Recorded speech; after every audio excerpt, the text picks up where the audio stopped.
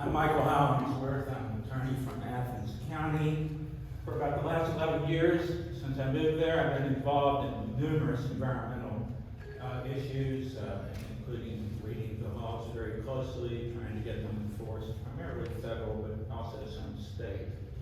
I was a professor at Ohio University teaching environmental law, which is a pretty tough course. And everything that Ms. Groff just said, I support. I want to elaborate upon the waivers found in chapter 15019-4. I think that they're in sections 03 and 04, or 03, 04, and 05. But in any event, let's look at the basis for ODNR's rules in total. 1509.02 declares that oil and gas will have exclusive authority. Uniform statewide regulation. A comprehensive plan. Preemption. 1509.03 directs the chief to adopt, rescind, and amend rules. Same language that you find in chapter 119. Now, the chief wants to give himself enormous power to waive provisions that have been deemed important. In one rule, it's up to half the rule. It's like 7 pages he can waive. No guidelines as to when he can waive, other than a permanent applicant asks for that right.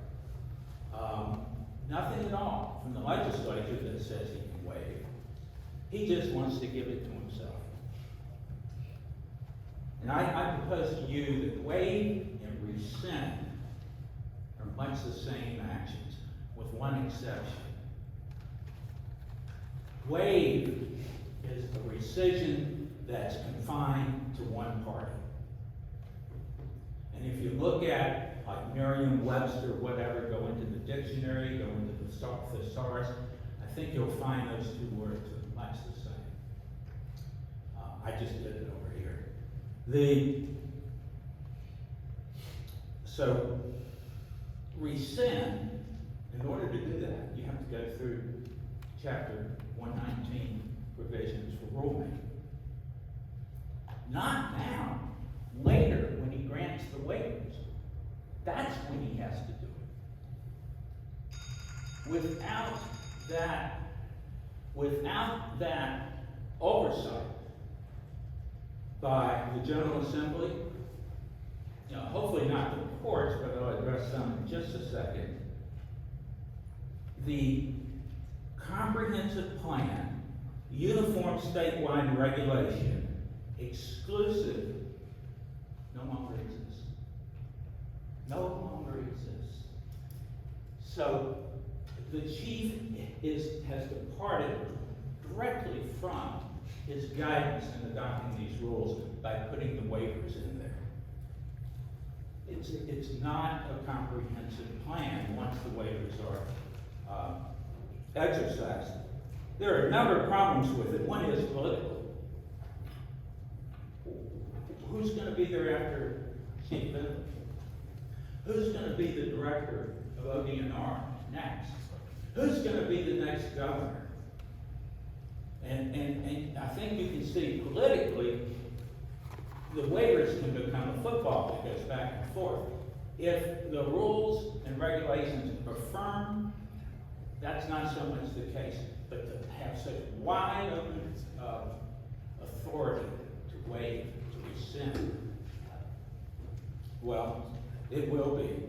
Mr. Hollingsworth, One more comment. one more sentence. I know both as a professor and a lawyer, that's tough. That's real tough. That's real tough. It's not going to be the environmental folks that bring this up in court. It's going to be the industry. They may have written these rules, which I'm quite certain they did, or even told they did. But as soon as one gets a waiver for something the other one wanted but didn't get, guess what? That's a lawsuit.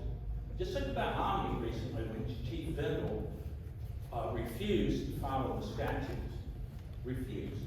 Refused to follow even the Supreme Court's verdict or judgment. And only after the pressure was put on him, he issued the permits Omni was after. I mean, the Supreme Court said he's not following law. So how can you pass this with waivers involved? Thank you very much. Any questions? I'll repeat that. Any questions? Very good. Thank you. We do appreciate you guys coming here.